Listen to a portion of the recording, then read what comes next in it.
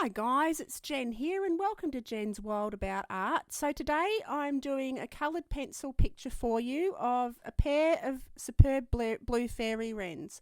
So we have in our garden out the front we have about 3 pairs of these little birds. They are just the most adorable little things and they spend a lot of their time just bouncing around the grass, picking at seeds and picking out grass and picking out little bugs, and they're just the most adorable little creatures to watch.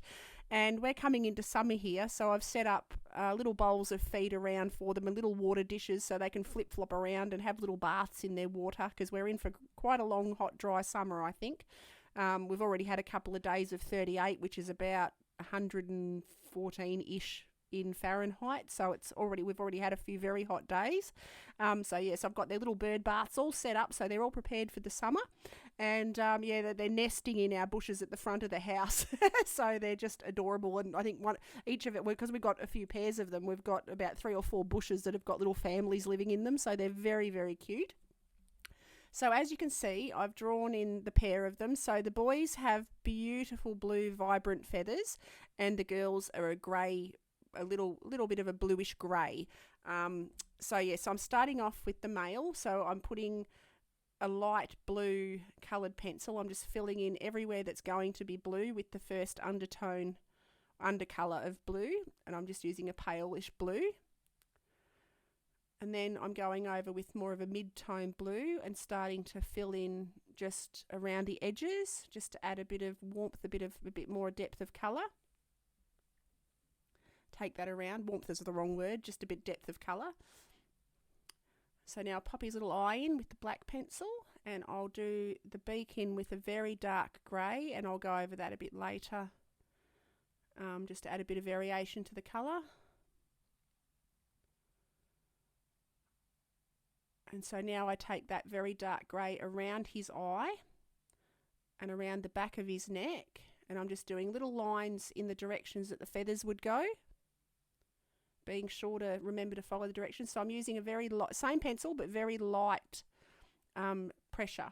So it's as you can see, it's a much lighter grey around the bottom of the neck, and I just darken that with pressure, adding pressure to give it a deeper colour as I go around, and I leave a little bit of the lighter grey sort of showing through.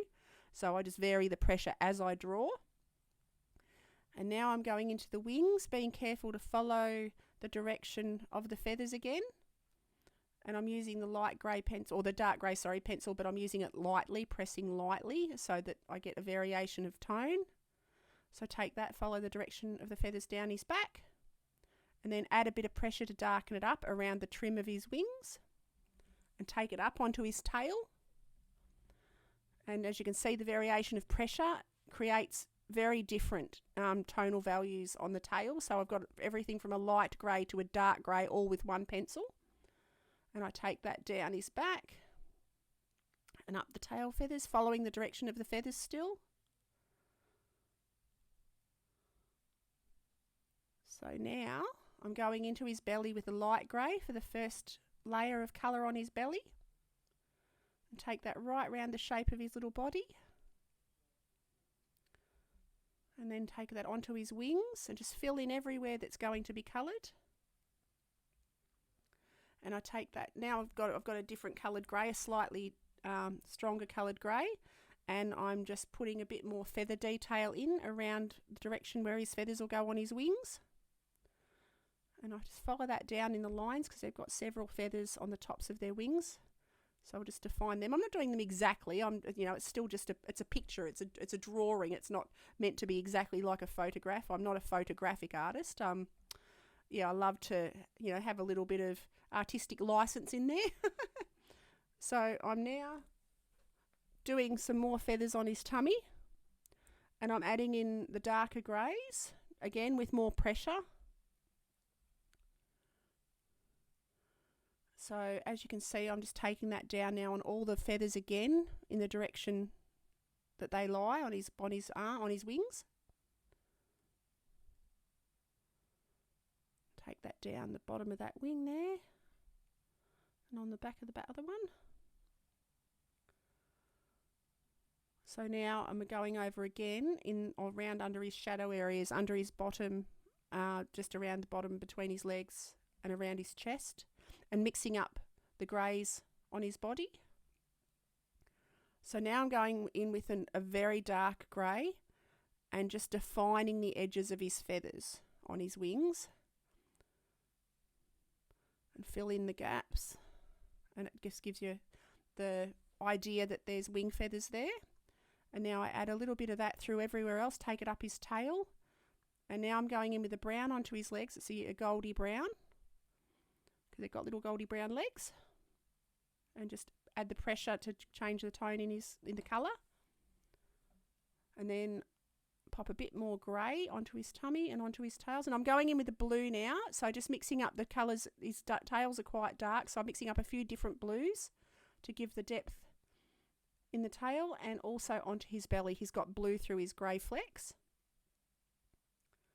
A bit of pink inside his mouth, and now I'm going in with the black and just going around the trim of his beak, around his eye, and just taking that around the dark patches on his head and around his neck, just like that.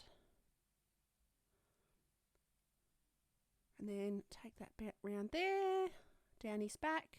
I'll be leaving little patches of lighter and darker, so it's not all just uniformly one lump colour. And I'll take that down the trim of his tail feathers. And now I start on his little girl bird, so his little wife bird. So I'm popping in a light brown, so she's grey and brown. So I'm just doing a light brown or a midi-coloured brown, mid-tone brown on her beak and around her eye. And the rest of her is a few different tones of grey, and then an orangey brown just to blend, so she's not just one colour brown on her beak and her eye. So then I take that orangey brown down onto her wings and onto her legs. And then I go in, I start using the grey around her face, following the direction of her feathers. And at this point, I realised my camera turned off on me and I didn't notice.